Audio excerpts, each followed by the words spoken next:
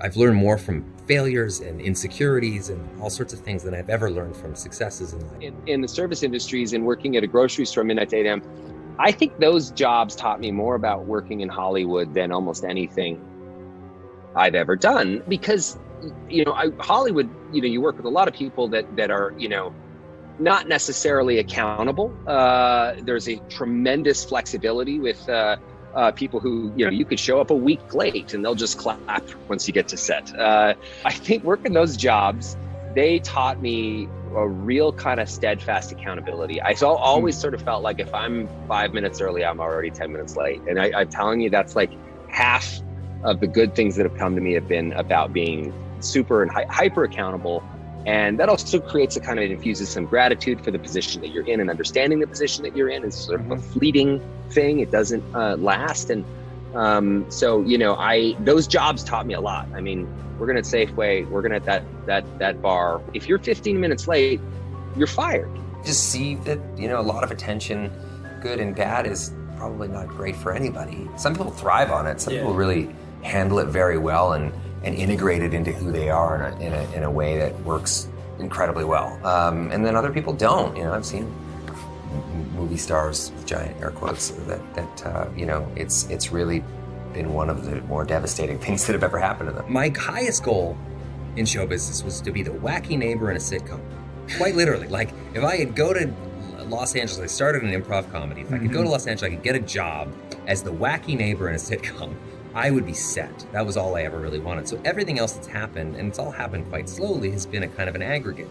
If you want to call it fame or any of that stuff, it's always been very slow. I didn't become totally dysfunctional by Hollywood, which is, something that I don't know if it speaks to my character, but it's easy for that to happen. Yeah. I've been doing it for 25 years. Of course. I've seen it happen all around me. So it's a tough thing, man, when you're in the spotlight in any way, to kind of keep your stuff together. So yeah, I've had anxiety my whole life, really.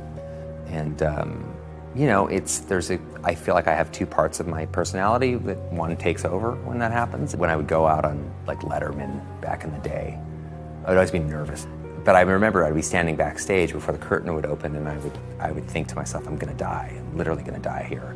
Or the curtain's gonna open and I'm just gonna be a symphony of vomit. Just like something horrible is gonna happen. But as soon as that curtain opens, and this happens in my work a lot too, it's like this little guy takes over and he's like, I got this. You're cool.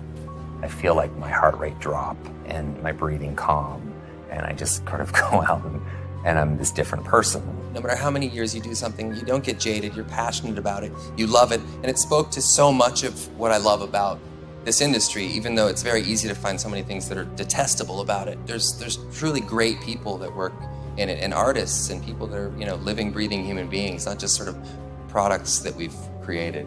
I just love that. That to me was a huge lesson. Vulnerability is beautiful and strong. Weirdly, even though strength to some people might be anathema to vulnerability, I think like there's, you can't really have one without the other.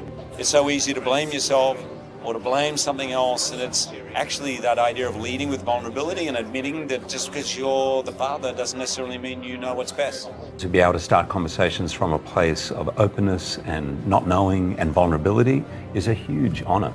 I think we're sort of entering an age where, people don't talk about this. I mean, my father's generation, they never talked about mental health or what was going on inside. It was just bottle it up, and, and the younger generations, and hopefully my kids and their kids will, have more open dialogues about this kind of stuff. And sort of, that's kind of the way out, is to feel, I always found like when you feel like you're not alone at something, for some reason you can recover a lot faster, or you can see the light a little bit faster.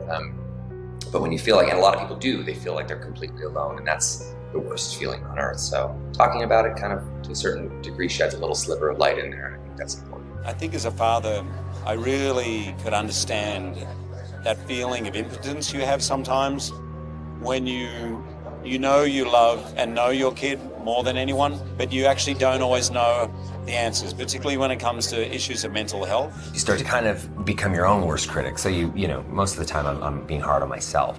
And I was like a real introvert as a kid. I did not like school. I did not like the social pressures. I didn't like the dynamics.